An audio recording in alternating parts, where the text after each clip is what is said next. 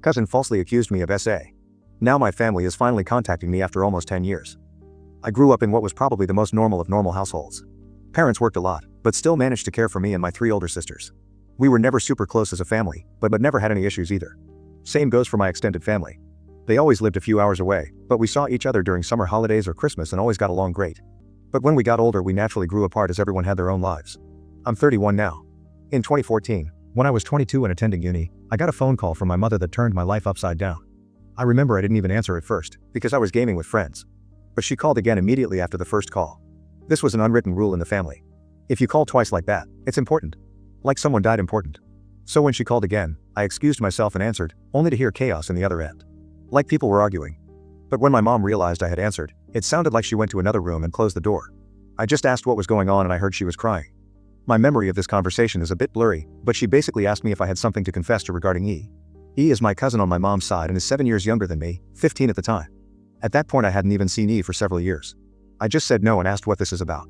She just cried even harder and started accusing me of SA and E back when we were children. That E had told everything to my sister, and that my sister told my mother and my aunt. E had told them that back when she was 9, and I 16, she'd been playing in my room when I came in and started feeling her under her clothes and kissing her. My mother screamed at me to say something, but I couldn't even speak. It was all so absurd. I remember thinking that must be some bad joke. The last thing I remember saying was that it's not true and that E is lying. But then my mom goes on saying that how E gave such a detailed description of where and how. Then she kept asking something like, "Did you do this? Did you do this?" And I just screamed back at her no. Each time. It all ended with my mom putting me on speaker and both my mom and dad saying that they don't want anything to do with me and never to contact them again. 2 of my sisters texted me later that day, pretty much saying that I'm disgusting and then blocked me.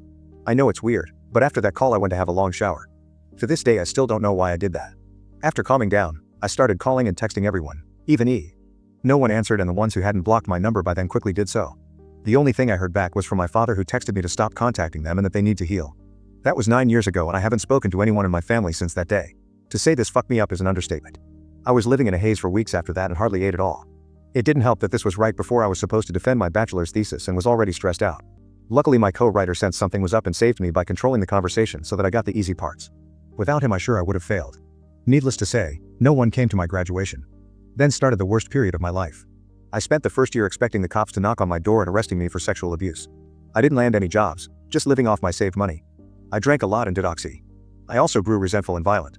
The only reason I didn't hurt anyone is because no one was around. My neighbor called the cops on me once after I had smashed a glass, but I managed to convince the officers that I had just dropped it, and they went away since there were no others inside my apartment. Instead of sleeping, I spent my nights planning how I could hurt E and make sure no one ever found out. Even thinking how I could actually do the things she'd accused me of, but much worse. I know, I'm not proud of that. I landed my first real job in my field in late 2015. Only then did things start to improve. I focused all my time on my job, as it gave me something normal to do. Recovery was a slow process, but I drank less and smiled more. I lived cheap and earned good money, so I made a point of buying myself a nice gift for my birthdays, a VR headset, a motorcycle, Lego etc. And last year I moved from my shitty apartment and bought a small house. It was an old dream of mine to have my own garage and a garden to care for. This has boosted me even more. So my life is okay now. I still got problems. I've been on antidepressants for the last few years and while they help, it's not in a happy way. They simply remove the dark thoughts and replace them with dead ones. My trust in other people is close to non-existent. I've tried dating, but only been on 2 dates with 2 different women. It's really hard to speak like a normal person when it comes down to it. And what would I tell a potential partner when she asked about my family? Oh, you know they accused me of a heinous crime and we're not talking anymore. But I didn't do it, I swear. My field is very male-dominated, so the only woman I really speak to is my therapist, who I like a lot. A few days ago, I received a text from my mother. It felt unreal and I was scared to open it at first, so I just stared at the notification for hours before opening it. Yesterday, a second text followed. Translated, they basically say, "Hi, my name. It's been so long since we talked. We miss you and want to know how you're doing." Here she writes a long text about my sisters and how my nieces and nephews are getting big. I didn't even know I was an uncle. Know that we love you and always will. Love, Mom and Dad. The second text said, "Hi, my name. We understand if you don't want to talk to us after what happened, but please listen. Last month, the subject of you was brought up at a family gathering. During this, E was downplaying everything that had happened to her. It got so awkward that she finally admitted that nothing happened and that she probably just dreamt it. We were all appalled by this. When we last spoke, we wanted to protect E and did the only thing we thought we could do. We know that's not excusing how you were treated.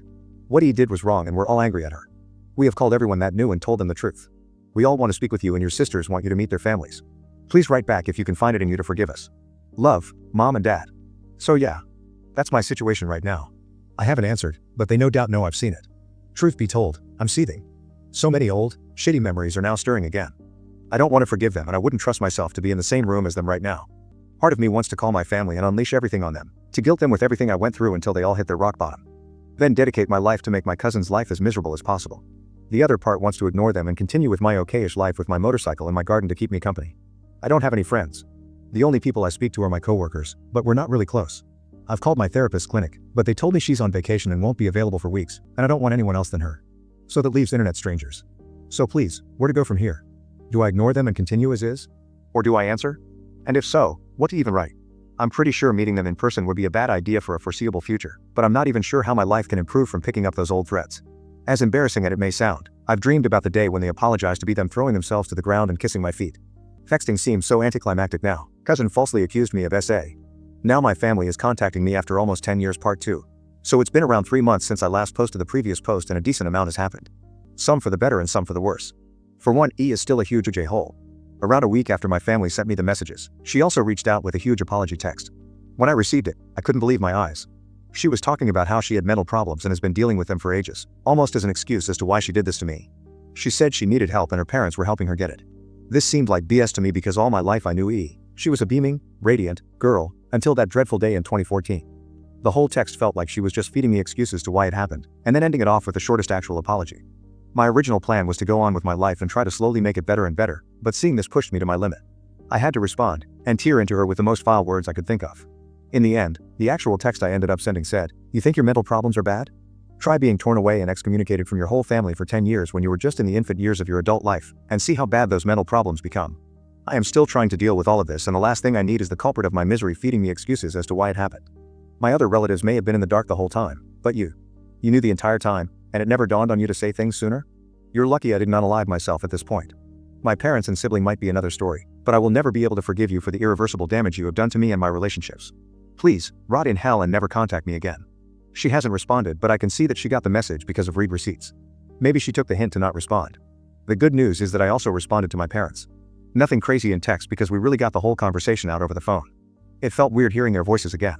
I used to relate those voices to being safe and home, but after what happened it was a whole new feeling. At first, I hated it. All the sour memories popped back into my brain from the day I last spoke to them. Those voices had been screaming at me for things I didn't even do. The conversation lasted about 3 to 4 hours, and while it was hard for me and most likely them, it was the most productive conversation I've ever had with them. I thought it would be a lot of excuses just like E, but to my surprise, they not only apologized a million times over, but told me everything they were in the wrong about. They said it was weighing on them all these years, and now that the truth is out they don't know how they can live with themselves. The one really hard part was when I asked them why they didn't hear me out or believe their own son compared to a niece. They told me they struggled with it immensely, but E had made it so believable that they felt they had no choice. I told them that instead of just cutting contact, they should have at least tried to get me help, but they gave me nothing to work with. They said they knew this, and that was the hardest part. After the first year or two, they said they wanted to contact me and try to figure things out, but they ultimately decided that me being who I was would not talk to them and things would just get worse. That got me heated a little bit because who cares what type of person I am? What I really am is your son, and that comes first. At the end we came to the conclusion that we will stay in contact. I am not going over to visit them or anything, but it's a start. While there is still so much hatred in my heart for them, I feel like things can get better, and that's why I'm somewhat happy. Since that phone call, we frequently check up on each other, and conversations are slowly getting back to what they used to be. Maybe I'll visit them someday, but I don't know when it will be or how it will go. How am I supposed to hug and say hi to the people who threw me out of their life? Cousin falsely accused me of SA. Now my family is contacting me after almost 10 years. Final part. Hey guys, so I have another update on my whole situation regarding E and the SA. It has been another 4 to 5 months since the last update, and I have some better news than worse this time again. To start off, a lot of people were telling me to sue or take E to court. While I agree that what she did was unforgivable and heinous, I don't feel like that will cause any good. The situation has been 10 years in the making, and I kind of just want to be all over and done with it. Taking her to court would cost me thousands in legal fees that I just can't afford, and I also can't help but think of the fact that E never took it to court either. I know that's not a good excuse, but it's just a thought. I am still in contact with my parents, and you won't believe it, but I actually visited them around a week ago. They also have removed contact with E, and I feel like her getting the same treatment I went through is similar to being sued in terms of punishment. Believe me, I would know. Visiting the parents went well. I haven't seen the rest of my family as I want the process to be gradual, but we met and had a nice dinner, of course. In my last post I said I didn't know how the greeting process would go. How was I supposed to greet the people who tore my normal life away? Well, the greeting went better than I imagined. I thought hate would win over me, but I actually felt somewhat relieved when I saw them. Is that weird? Maybe it was the fact that seeing them meant maybe my life was getting back to the normal it was before, but I don't know. I didn't hug them until after because the conversation we had was pretty grueling. I didn't mean to rip into them, but I felt I had to really get the point across of how much hurt they had caused me. At some point my mother cried, because of the detail I went into about my darkest times. They said they know they can't do anything to fix what has happened but want the future to be optimistic. They even opened the idea of coming home for Christmas and seeing the rest of the family, but I told them my plan about taking it slow and said I might be open to the idea. While I am still conflicted, that feeling of hatred is slowly going away and I am overall just feeling like a better person in general.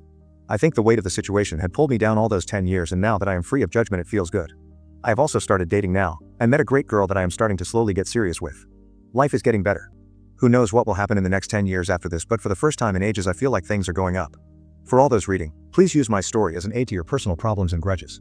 Things do get better, even if you have to wait 10 years.